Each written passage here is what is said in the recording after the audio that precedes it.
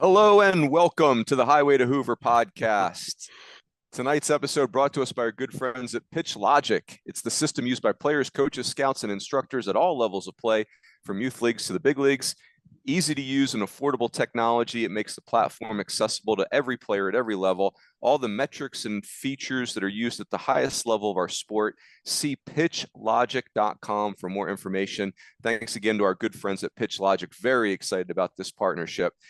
Point of Parliamentary Procedure. Name that movie. I am not your host, Joe Healy. I am the great Michael Patrick Rooney, subbing in. I'm pinch hitting for an injured Joe Healy. He's been working hard, and he's banged up. Now, of course, you guys know the other voice here. This is the great Marcus Aurelius, Mark Etheridge. How are we doing tonight? Doing great. Runes, our Michael Patrick. It's great to talk to you tonight, and filling in for Joe, who's on vocal rest because he's been chasing Taylor Swift around the country, and right. As you know, she's everywhere, so that's a tall task. So it's good to see that we have somebody to fill in for his capable hands. That's right. I spent my college career as a utility player.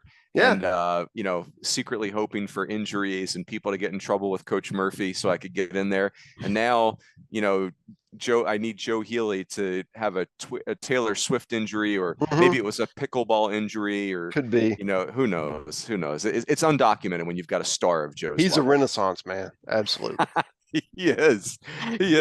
So Marcus, we have a very fun topic tonight. Absolutely. Let's do it. Let's get into it. What's our fired topic? Up? Yes. What do we want to talk about here? What do you got for us? So I don't know. It's probably a couple months ago, right after the season ended, you and I had this conversation about expanding the NCAA field and going from a 64 team field to a 72 team field and adding 8 extra teams. And we went through and looked at what that bracket would look like if you added 8 teams to the field. And the repercussions across the country, every league would have an opportunity to get more teams in the field. And, mid-majors, power teams, everyone could potentially benefit from this. And you had this, this idea, or this, perception. Perception that this could be a good thing for the game. Mm-hmm. And I wanted to explore that a little further, and now's a great opportunity. Since you're the utility man pinch hitting for Joe, let's talk about that tonight. And love this topic. You could wake me up at 4 a.m. and I want to talk about this.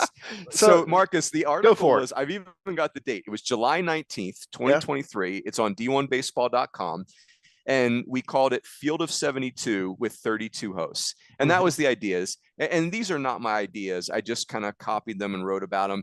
But it was basically like, hey, what's this look like if we add 8 teams to the field? Because my personal opinion is every year we're leaving really good teams on the cutting room floor. And then the other thing is 32 hosts. I just think nothing gets a school and an athletic department more excited about college baseball than hosting the postseason, which is our best product. And 16 sites is just not enough for me because, they're just kind of clustered with very few exceptions. So you are like, the postseason expert of all experts in college baseball. So before I went public with the idea, I pinged you and said, Marcus, am I going to get run out of the sport if I write this article? And you gave me great feedback, positive and negative. You actually even helped me create the graphic that became the Field of 72. Yeah. Marcus, take me wherever you want on this. This is one of my all-time favorite topics. So I guess the first thing I noticed is that the 4 seeds, today's 4 seeds, were all kind of concentrated towards the top 1 seeds in the bracket, 1 through 8, the national seed, so to speak, 1 through 8, the teams that would host throughout. And that, I didn't really have a problem with that. I felt like that was probably equitable, right? If you're looking at it from a big picture standpoint. The part that really struck me is that the 4 seeds, the new 4 seeds from this that had to do play-in games, were going to those 9 through 16, and they were often power conference schools who just missed the tournament in the Mm-hmm. traditional format. And those were really good teams. I mean, Yeah. like you had like an Arizona State, Kansas State matchup that would advance to Alabama. You had a Notre Dame, Irvine that would advance to Auburn. I mean, those would be really fun, quote, if they're on Thursday play-in kind of single elimination deals to get to the 4th seed. I mean, that makes it a really interesting 1 versus 4 matchup for those next tier 1 seeds. Yeah. That would be very exciting. Although, you know, you don't have to worry about facing the ace because they have to throw their ace to even advance, so you're facing a 2 seed.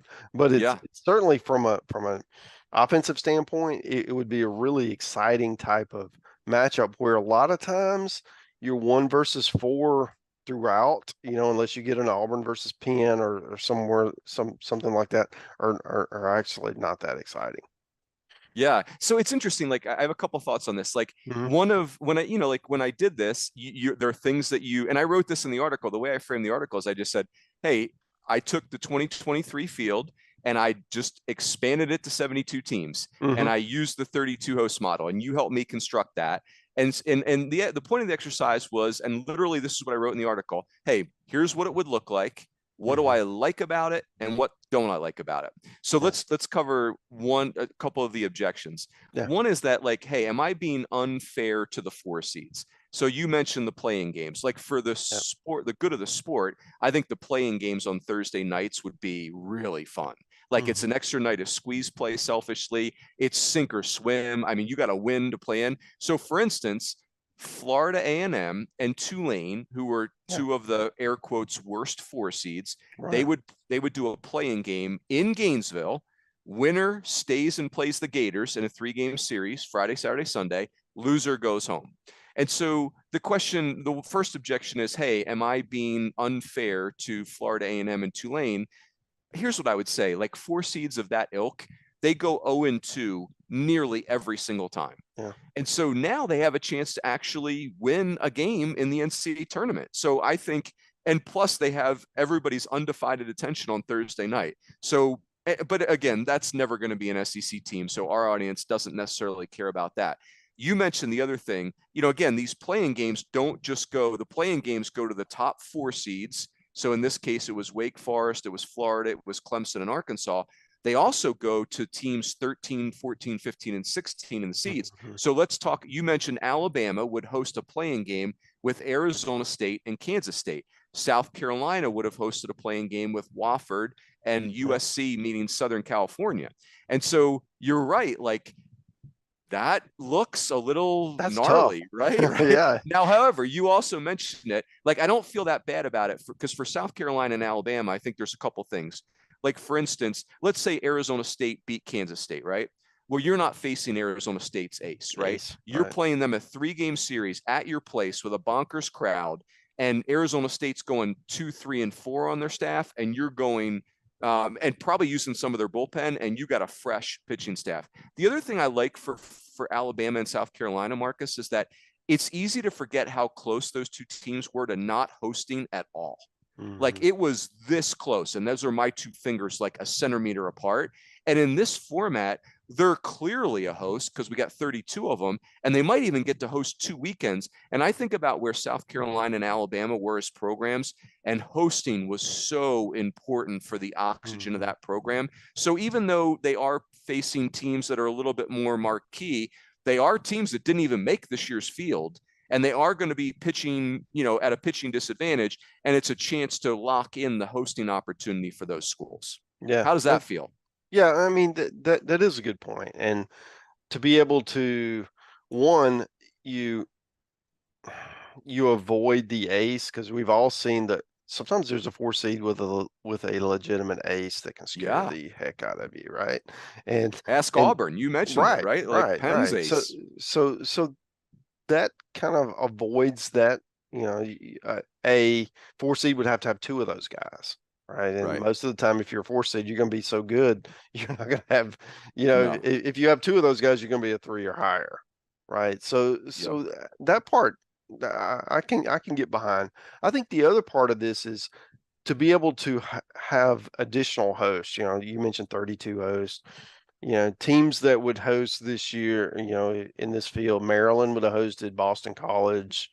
I mean, looking down the list, A&M would have hosted Oregon State, West Virginia, Southern Miss, Iowa, DBU, Oregon, East Carolina, Duke, Campbell. Campbell would be an interesting host because, they've never hosted anything, and to be able to play at home, that would be a big thing for that campus. But you'd also get the opportunity for teams that, maybe they host some years, but not others. It would be a great scene on that campus to build momentum and build excitement about that program, and that they don't get, that they rarely get, we'll call it, in the traditional format. Yeah, and I'll tell you this too, Marcus. Like, this may sound a little pejorative, but like, hey, if you're the SEC and you're the big dog in college baseball, and you are, right? Like, anyone that doesn't believe that is lying to themselves. You do have to hustle the rest of the sport a little bit, right? Like, if I'm some pool hall shark, it doesn't do me any good to just obliterate everybody and nobody puts any cash on the pool table. Like, I need people. If you're the SEC, you need the rest of the nation excited about college baseball, because you're always going to be awesome. But your awesomeness is diminished if people start to quit on our sport. And so this is a way, when I looked at 32 hosts, Marcus, it's like you're adding, like, one of the objections to 32 hosts, ironically, is, oh, it's only going to help the SEC and the ACC. And when I backtrack 32 hosts, I'm seeing like 7 different conferences that we're adding hosts to. So we are spreading the love. Now, you mentioned it though, like Tennessee and A&M. I mean, Marcus, these are programs that are going to have $100 million college baseball stadiums that would make the Tampa Bay Rays blush. We need them hosting, right? Yeah. Like they didn't host this year. Incredible environments. Yeah, right? Yeah, right. Yeah, so let me give you 2 of the objections, and let's talk about these. So one of the objections we covered about the 4 seeds. Another objection that I hear on this is that, hey, like, for the big time powerhouses like the SEC, like, if you draw one of these 4 seeds, it's going to be boring and no one will come out for that. I think my first thought on that is pray for the problem. But my second thought on that is you're not understanding how SEC fans work if you think that. Like I'll give you an example. Vandy would have hosted Ball State. Another good one is Arkansas would have hosted the winner of Nicholls State and Eastern Illinois. LSU would have hosted Army. I still think that is going to be, those stands are going to be packed all weekend. Yeah. What's your thought on that? Yeah, I mean, those schools are going to draw regardless. It's a game with stakes. They're going to show up. Okay. And that's, for me, that's the important part. And keep in mind that that's just the top 8 seeds, because there's only 8 of those. Okay. Everyone else, 9 through 16, are playing teams that, quote, can beat them. Okay. Those are power programs with legitimate options to knock them off. And maybe some of the top 8 might draw, depending on the year, could draw someone who could legitimately knock them off. So I do think there's some merit to that. And I also think that those fan bases are going to be jazzed to play a postseason game and to host a postseason format. And even, it's all part of the journey, right? Because we all get so focused on the postseason, and we all think about, okay, well, it's all about, the road to Omaha. But think about the journey to get there in those big games throughout the year. I mean, even the conference matchups to allow you to get that host. Okay. If you're one of those bubble-ish hosts, one of those top, 16, top 32, whatever, however we're going to go with this, and you're playing that, maybe you aren't having the top 8 type of year, but you are having a pretty good year.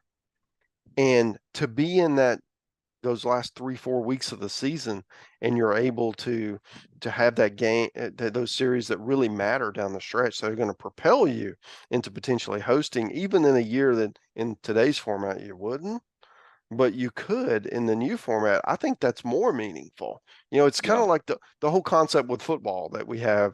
We're going to the 12-team playoff, and teams